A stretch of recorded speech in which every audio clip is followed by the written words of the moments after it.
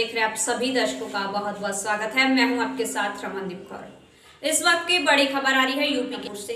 क्या है पूरा मामला, देखने के लिए बने रहिए हमारे। प्रयागराज के बहुचर्चित ज्योति मौर्य आलोक मौर्य कांड में अब नया मोड़ आया है। बता दें, आज आलोक मौर्य जहां मंडल आयुक्त प्रयागराज के कार्यालय पहुंचे थे 3 सदस्यीय टीम के सामने अपना बयान दर्ज कराने। ऐसे में आलोक मौर्य ने आज जहां 3 सदस्यीय टीम के सामने पेश हुए और उन्होंने टीम से साक्ष्य पेश करने के लिए 20 दिनों का समय मांगा है। इस मामले पर क्या कुछ कहना था आलोक मौर्य का और अपर आयुक्त प्रशासन अमृतलाल बिंद का, किस तरह से समय मांगा है और क्या बातें हुई हैं, आइए दिखाते हैं आपको। बयान दर्ज कराने के लिए बुलाया गया था आज मुझे, लेटर के माध्यम से सूचना मिली थी। और सर, मैं अभी कमेटी से कुछ समय मांगा और मैंने अभी कमेटी के पास यही प्रस्ताव रखा कि हमें थोड़ा सा और समय। कमेटी की तरफ से क्या बातें कही गई हैं आपसे, क्या सर, जो भी सर हमने एप्लीकेशन दिया था उसी पर मुझे बुलाया गया था और मैंने कमेटी से यही जाके कहा है, थोड़ा सा एप्लीकेशन के माध्यम से दिया है कि मुझे थोड़ा सा और समय। जो डायरी की बात आप लगातार कर रहे थे, जो एलिगेशन आपने लगाए हैं उसी से संबंधित जी सर, साक्ष्य मांगे गए हैं। जी। तो कब तक उपलब्ध कराने को लेकर के आपकी तरफ से बातें की? हमने कहा सर थोड़ा इधर भी दिया, तो 28 तारीख को बुलाया। कितने दिनों का समय? 28 तारीख को। 28 अगस्त। आलोक जी, ये बताइए कि आपको जान का खतरा है क्या? नहीं सर, अभी ऐसा नहीं है सर, कोई ऐसा जान का खतरा नहीं है। बस ऐसा लग रहा है कि पीसीएस लॉ भी मिल करके आपके साथ इंजस्टिस करेगी। नहीं सर, अभी तक ऐसा नहीं लग रहा है सर। देखिए, जहाँ भी हमने जो भी शिकायत की है सर, जांचें हो रही हैं और सर मैंने अभी थोड़ा कमेटी सर जो लाल डायरी आपने दी है जिसमें तमाम चीज़ें रखी गई हैं, क्या है उसमें, किस तरीके के? अब सर वो मैं कमेटी के सामने प्रस्तुत कर देता हूँ। तो जो प्राइमरी चीज़ें हों, जो पॉसिबिलिटी। अब सर मैं पूरा भी डिटेल उसका मैं इसीलिए मैं समय लिया, इसीलिए सर मैं किस तरीके के एलिगेशन? सर मैं थोड़ा सा समय लिया हूँ और सर मैं देने के बाद। आप कल भी आए थे आलोक भाई? जी सर, आप कल भी आए थे? कल शाम को सर मैं आया था। समय कब तक के लिए मिला है? ज्योति मौर्य अनऑफिशियली यहाँ आई थी और जो जांच अधिकारी उनके कमरे में 4 घंटे बैठी रही, आपको नहीं लगा कि मैनेज कर रही? सर मुझे इसकी जानकारी नहीं। अच्छा, मैं तो जब क्या वजह रही? सर मुझे बस मैं देखने आया था कि कहाँ बुलाया गया, तो मैं यही बात तक आया था और फिर चला गया। तो लाल डायरी आपने आज प्रस्तुत की कमेटी के सामने? सर मैं अभी समय मांगा हूँ। अच्छा, ये बताइए, जो आपने साक्ष्य दिए हैं, जी सर, तो आपको लगता है कि वो साक्ष्य बहुत प्रामाणिक हैं? सर मैं इसीलिए सर समय मांगा हूँ कि थोड़ा सा मुझे समय दिया जाए। और किस तरीके के वो साक्ष्य मांगे गए हैं, उसमें क्या? सर जो मैंने एलिगेशन लगाए हैं उसी क्रम में मुझे। जी सर, तो मैं सर उसका समय लेकर थोड़ा सा। तो आपने कहाँ शिकायत? यहाँ पर बयान के लिए बुलाया गया था, वे कमेटी के सामने उपस्थित हुए। उनके द्वारा 20 दिन का समय मांगा गया है। 28 अगस्त का समय निर्धारित किया गया है। सर, जांच जो सौंपी गई थी, क्या जांच का दायरा का आज पहला दिन था जिसे आलोक मौर्य बुलाया गया था? आलोक मौर्य को उनकी शिकायत के संदर्भ में यह तस्दीक करने के लिए बुलाया गया था कि उनके द्वारा जो शिकायत की गई है वो कहाँ तक सत्य है, उसके संबंध में उनके पास क्या साक्ष्य हैं, क्या साक्ष्य देने हैं और उनका बयान लेना था। पहले आलोक कुमार मौर्य का बयान हो जाएगा, उसके बाद ज्योति मौर्य को बुलाया जाएगा। आलोक मौर्य की तरफ से क्या बयान? नहीं, अभी आलोक कुमार मौर्य द्वारा कोई बात नहीं कही गई है। अभी सिर्फ उनके द्वारा एक प्रार्थना पत्र देकर के 20 दिन का समय मांगा गया है। संगम नगरी प्रयागराज में जहां उमेश पाल हत्याकांड मामले में जहां शाइस्ता परवीन के बाद अब गुड्डू बमबाज गुड्डू मुस्लिम के लेकर बड़ी कार्रवाई की है। बता दें, धूमनगंज पुलिस शिवकुटी पुलिस के संग शिवकुटी स्थित लाला की सरैया में गुड्डू मुस्लिम के पुश्तैनी आवास पर पहुंची, जहां पर पुलिस ने 82 की कार्रवाई की है और साथ ही नोटिस चस्पा की है। मुनादी कराते हुए गुड्डू को भगोड़ा घोषित किया गया है। गुड्डू बमबाज गुड्डू मुस्लिम पर 5 लाख रुपए का इनाम भी है। पुलिस का कहना है कि अगर हाजिर नहीं होता है गुड्डू तो उस पर 83 की भी कार्रवाई अमल में लाई जाएगी। ऐसे में बता दें, गुड्डू मुस्लिम ने जहां उमेश पाल हत्याकांड पर सड़क पर पूरे बम की बौछार करके जहां दहशत फैलाई थी और जिसमें एक पुलिस के गनर को भी बम लगा था, जिसमें उसकी मौत हो गई थी। बता दें, ऐसे में अब पुलिस की बड़ी कार्रवाई की गई है गुड्डू मुस्लिम को लेकर और बड़ी कार्रवाई करते हुए आज यहां पर नोटिस चस्पा की गई है और जल्द ही पुलिस 83 की भी कार्रवाई कर सकती है। ऐसे में क्या कुछ कहा है, आइए दिखाते हैं। जो घटना के दिन सही बादसूर फरार है, उसको 82 की कार्रवाई माननीय न्यायालय विशेष न्यायालय SC ST एक्ट प्रयागराज के द्वारा आदेश निर्गत किया गया है।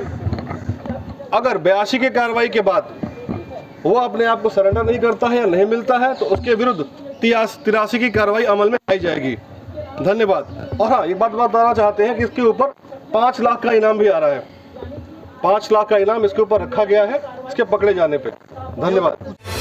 संगम नगरी प्रयागराज में जहां इन दिनों नगर निगम की गाड़ी के द्वारा लोगों को जागरूक किया जा रहा है, मगर सबसे बड़ी बात है कि नगर निगम के द्वारा इस गाड़ी पर लाल बत्ती लगाई गई है, जबकि पूरी तरह से हाई कोर्ट के आदेश है कि कोई भी लाल बत्ती लगा नहीं सकता है। अब ना कोई मंत्री लगाता है, ना ही कोई नेता इसका इस्तेमाल करता है।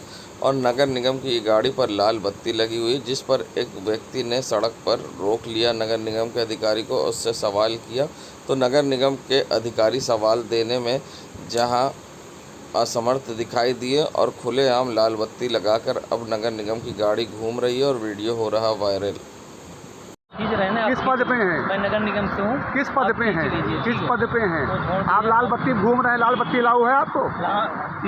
लाल बत्ती आपको लागू है? हाई कोर्ट ने मना किया, हाई कोर्ट ने ना खींच लीजिए। हाई कोर्ट ने मना किया।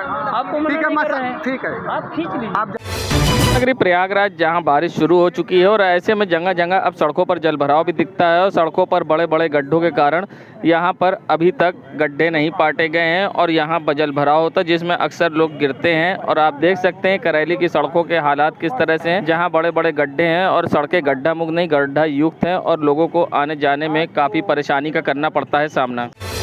संगम नगरी प्रयागराज में गंगा यमुना के लगातार बढ़ रहे जल स्तर से लोगों की समस्या बढ़ गई है।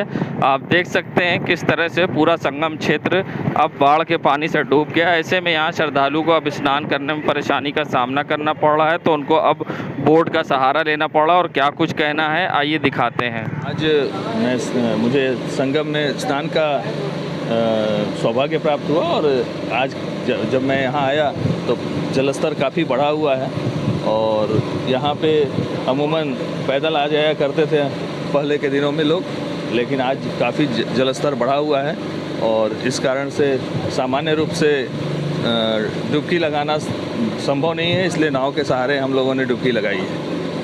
गंगा जमुना दोनों का जलस्तर तेजी से बढ़ रहा है? काफ़ी तेज़ी से जलस्तर बढ़ रहा है। यमुना जी का और गंगा जी का दोनों का जलस्तर काफ़ी तेज़ी से बढ़ रहा है और एक बाढ़ के खतरे को ये बढ़ा रहा है, तो काफ़ी जलस्तर में वृद्धि हुई है।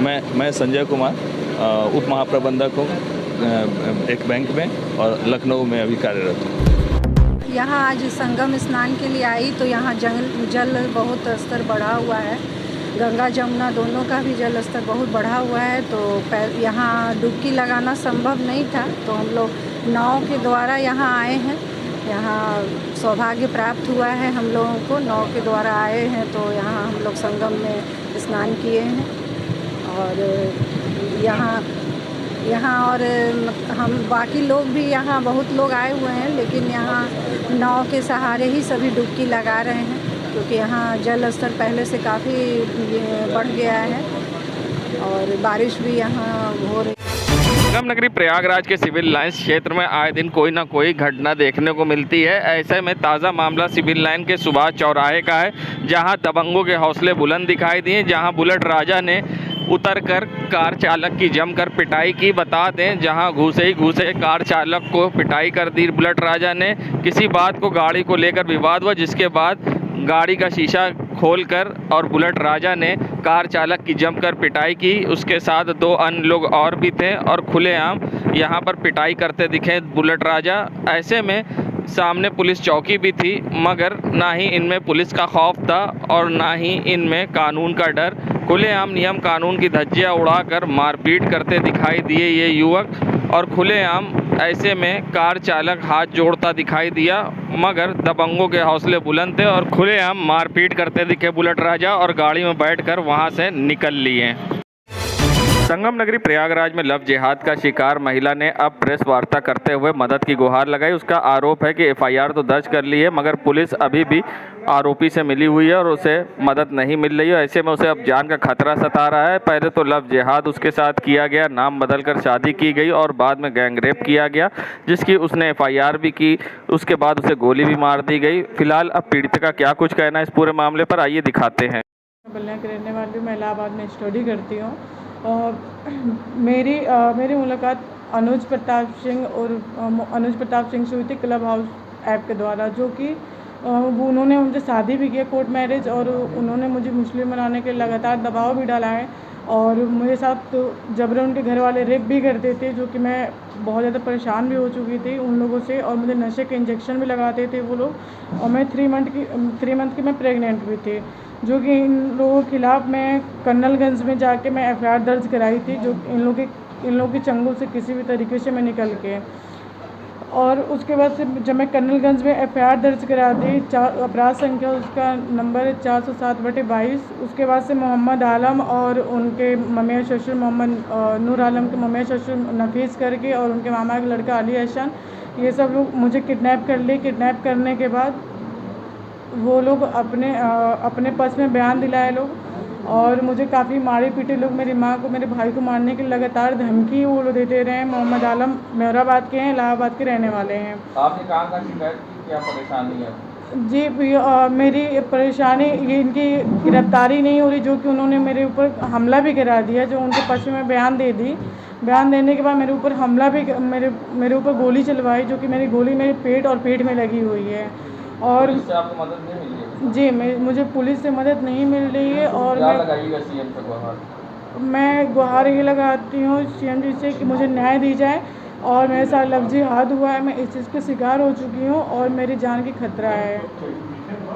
देश दुनिया की खबरों के लिए world media times news channel को सब्सक्राइब करें।